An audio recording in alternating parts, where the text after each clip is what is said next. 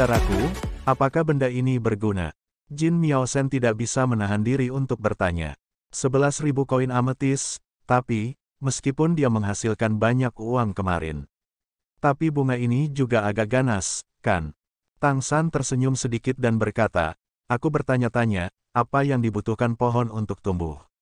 Sinar matahari dan air, kan? Apakah cahaya adalah makanan terbaik bagi kita?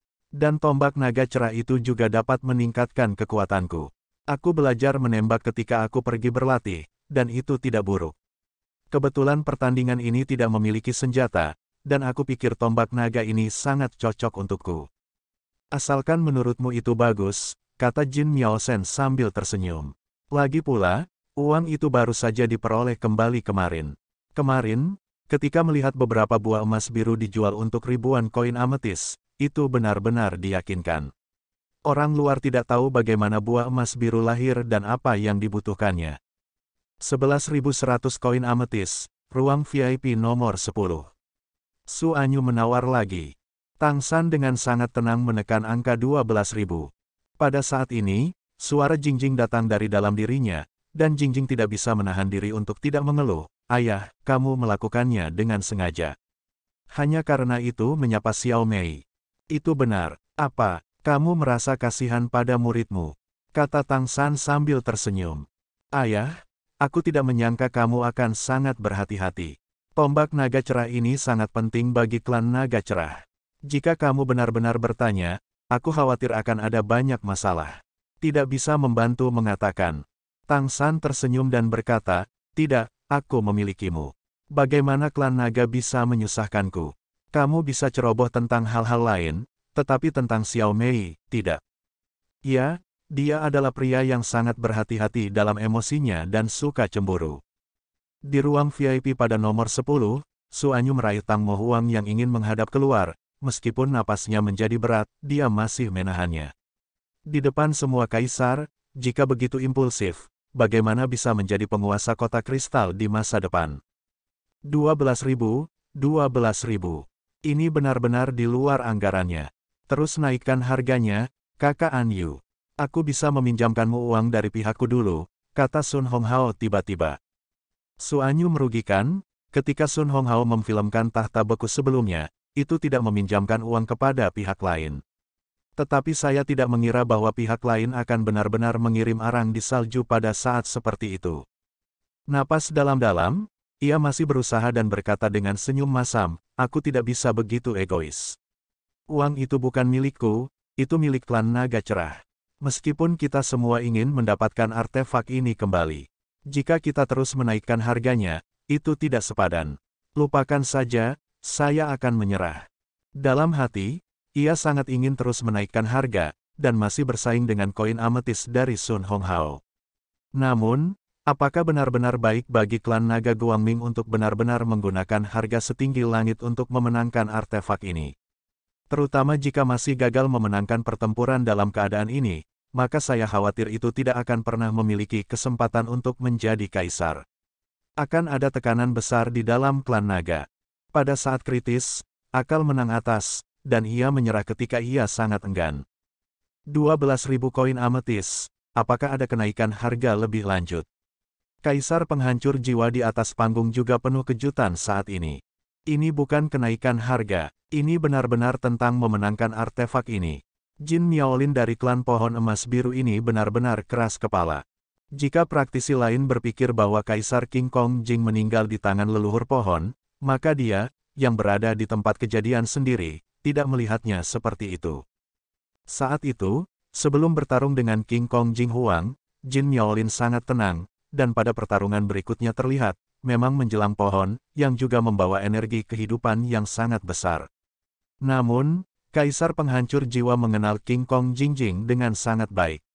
Dalam kesadarannya yang kuat, meskipun energi kehidupan sangat besar, ia tidak boleh dipaksakan dalam keadaan normal. Tapi hasil akhirnya sudah jelas. King Kong Jingjing telah jatuh.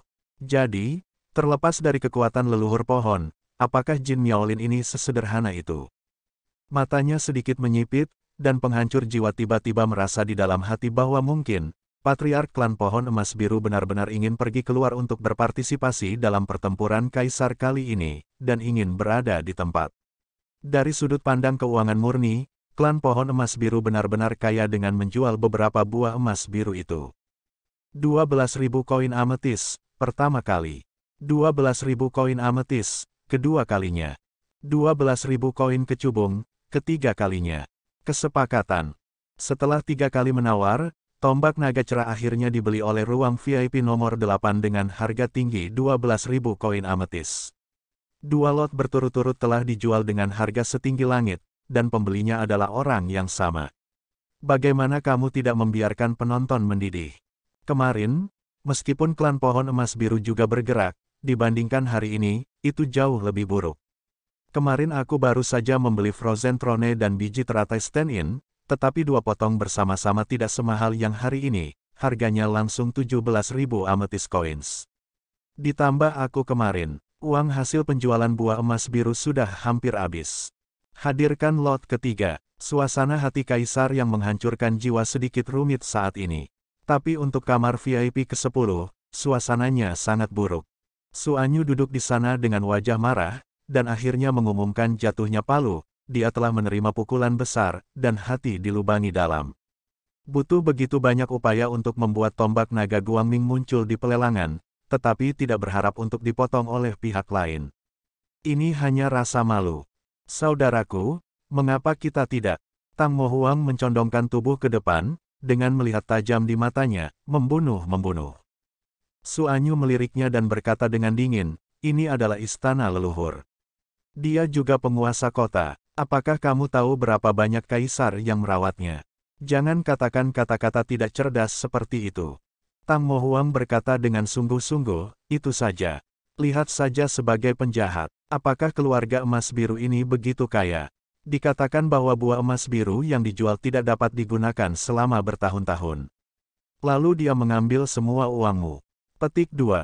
Sun Honghao berkata sambil mencibir, kamu percaya pada buah emas biru ketika mereka mengatakan sesuatu, hal-hal baik. Tetapi jika mereka terjual habis, aku tidak mempercayainya. Aku khawatir klan Pohon Emas Biru benar-benar pergi untuk membuat masalah kali ini. Namun, saudara Su, mereka harus mendapat dukungan dari kaisar di belakang mereka, jika tidak, aku tidak percaya dia berani seperti ini. Suanyu menarik napas dalam-dalam, membayangkan angsur kembali normal, dan berkata dengan ringan, mari kita tunggu dan lihat.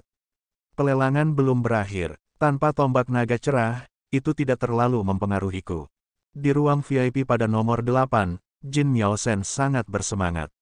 Meskipun agak ragu-ragu tentang penawaran Tang San untuk tombak naga cerah ini, tetapi itu benar-benar difilmkan, dan benar oleh klan naga untuk memenangkannya. Ini memiliki perasaan yang ditinggikan.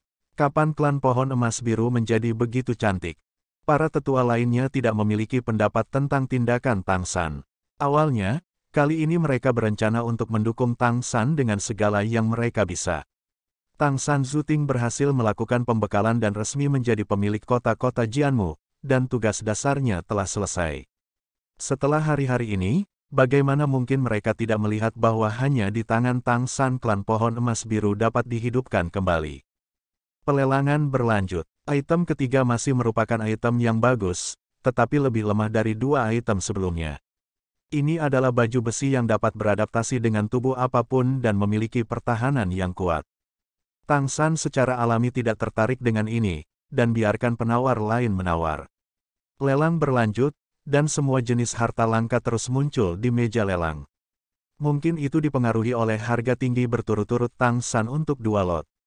Premi pada hari lelang kedua ini bahkan lebih tinggi daripada hari pertama.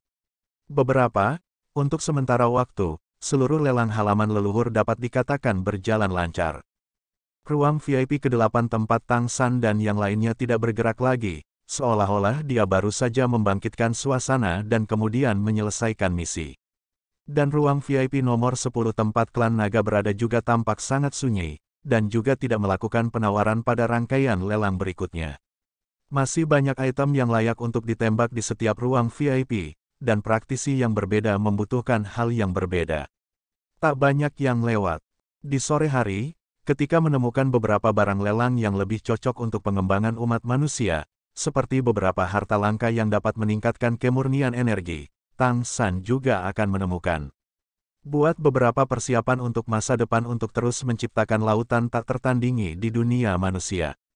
Namun, sebagian besar item dalam lelang super ini adalah senjata dan peralatan atau harta alam yang dapat langsung diserap untuk meningkatkan diri, tidak banyak item dalam kategori ini. Tapi tidak peduli apa, ketika pelelangan di siang hari berakhir di sore hari, saatnya untuk istirahat. Ruang VIP nomor 8 tempat Tang San duduk adalah jumlah lelang total nomor 1 pada hari kedua.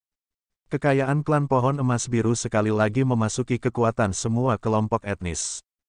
Ayo pergi, ayo ambil barang-barang lelang selama 2 hari terakhir.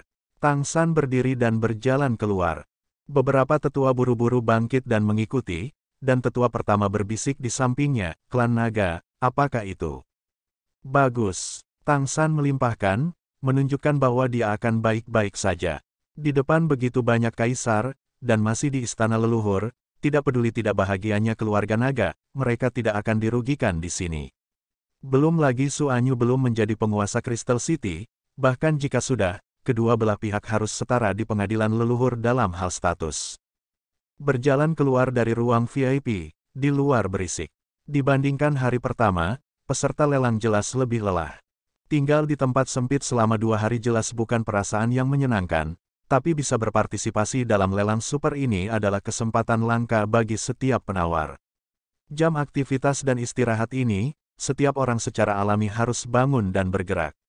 Setelah Tang San keluar dari ruang VIP nomor 8, dia tidak terburu-buru untuk pergi. Ruang VIP lain di sekitarnya juga membuka pintu mereka satu demi satu, dan orang-orang kuat dari semua kelompok etnis keluar satu demi satu. Jin Miaosen diam-diam melihat ke arah ruang VIP nomor 10. Ketika pintu di sana terbuka dan praktisi klan naga keluar dengan wajah muram, dia mau tidak mau menjulurkan lidahnya, dan buru-buru muncul di depan Tang San. Di sisi lain Tang San memiliki ekspresi yang sama seperti biasanya, dan mengangguk ke arah klan naga yang dipimpin oleh Su Anyu dengan senyum di wajahnya. Su Anyu mengangguk sebagai balasan, seolah-olah tidak ada yang terjadi. Pada saat ini, udara di sekitar Tang San tiba-tiba terdistorsi, menunjukkan riak seperti riak udara di udara. Praktisi di ruang VIP sekitarnya secara alami memperhatikan pemandangan ini dan waspada hampir tanpa sadar. Saat berikutnya, sudah ada satu orang lagi di samping Tang San, mengenakan jubah putih, terlihat tidak berbeda dari manusia biasa. Hampir semua praktisi dari semua kelompok etnis yang hadir berada di atas peringkat ke-11, tetapi tidak menampilkan dari mereka yang bisa melihat penampilannya dengan jelas. Namun, meskipun dia tidak bisa melihat wajah dengan jelas, dia bisa merasakan auranya yang menakutkan, dia hangat di luar, tetapi sepertinya matahari yang terik telah turun di dalam. Tang San sedikit dan berkata dengan hormat, "Yang mulia, ayo pergi." Pendatang itu tidak lain adalah praktisi pertama Kekaisaran Richen, kepala sejati Tianyang Tianjing Huang. Setelah merasakan udara kaisar, semua orang kuat yang hadir merasa sesak. Tang San mengikuti Tianyang Tianjing Huang dan berjalan keluar bersama. Kemunculan yang satu ini segera menyebabkan semacam pria kuat dari klan naga saling memandang dengan cemas. Tang Mo Huang tidak bisa menahan diri untuk tidak berbisik, tidak heran dia begitu sombong, dan dia mendapat dukungan dari Tianyang. Kapan klan pohon emas biru dan... Diam, Su Anyu pelan. Betapa menakjubkannya kekuatan, meskipun Tang Mo Huang mengabaikannya, tidak ada keagungan 4 hari. Tang Mo Huang juga mengerti, dan buru-buru membungkam, dan hormat-hormat ke arah Kaisar Tianyang Tianjing lagi. Aku minta maaf atas masalah ini. Memang benar saya melihat Tuan Kota Mei diserang hari ini, dan saya merasa sangat sedih, kata Tang San kepada Tianyang Tianjing Huang sambil tersenyum. Bawalah. Kaisar Tianyang Tianjing melambaikan tangannya dengan marah. Tang San buru-buru menyerahkan buah emas biru tingkat Raja Iblis besar untuk yang satu ini. Begitu buah emas biru memasuki telapak Tianyang Tianjing Huang, itu seketika. Dan Tang San juga memiliki botol giok di tangan, yang merupakan biji teratai pengganti. Ini adalah apa yang mereka janjikan satu sama lain sebelumnya.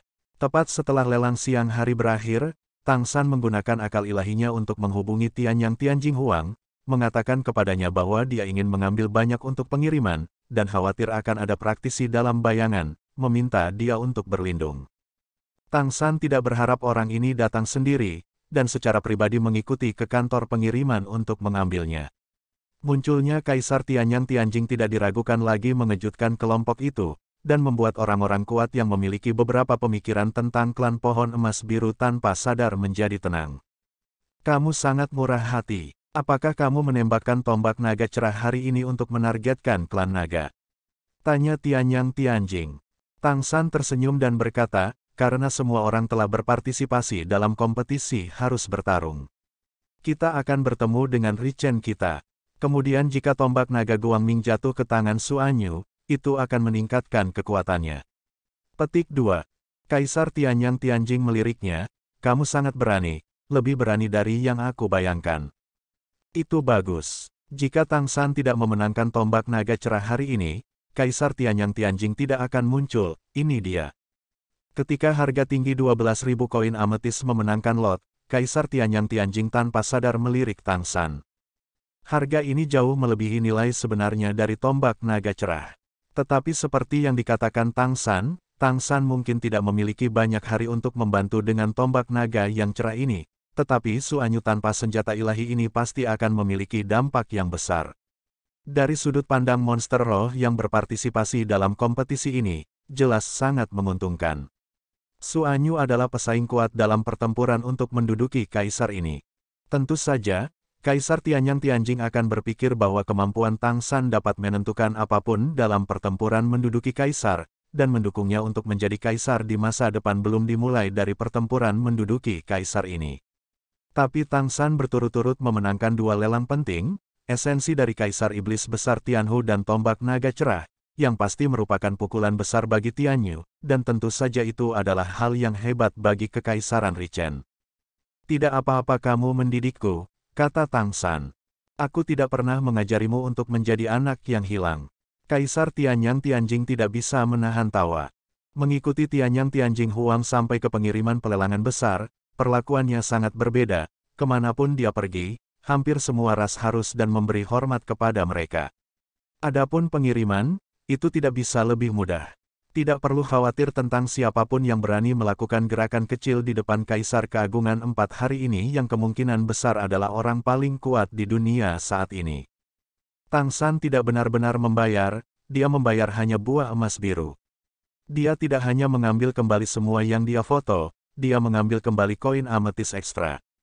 Total kontesnya dalam 2 hari terakhir belum mencapai 25.000. Ditambah dengan 5.000 koin ametis Ning Chenen, kali ini jelas merupakan panen besar.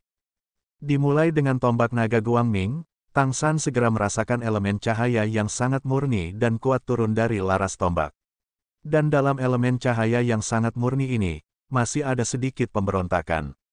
Di bawah ledakan elemen cahaya yang intens, itu akan mengguncang telapak tangan Tang San. Bahkan pola naga di laras menjadi tampak tajam, bahkan terlihat oleh tangan Tang San. Tianyang Tianjing memandang Tang San dengan setengah tersenyum, seolah-olah dia hanya ingin melihat leluconnya. Terima kasih sudah mendengarkan, sampai jumpa di video selanjutnya. Bagi yang belum subscribe, dibantu subscribe dan like-nya terlebih dahulu. Terima kasih.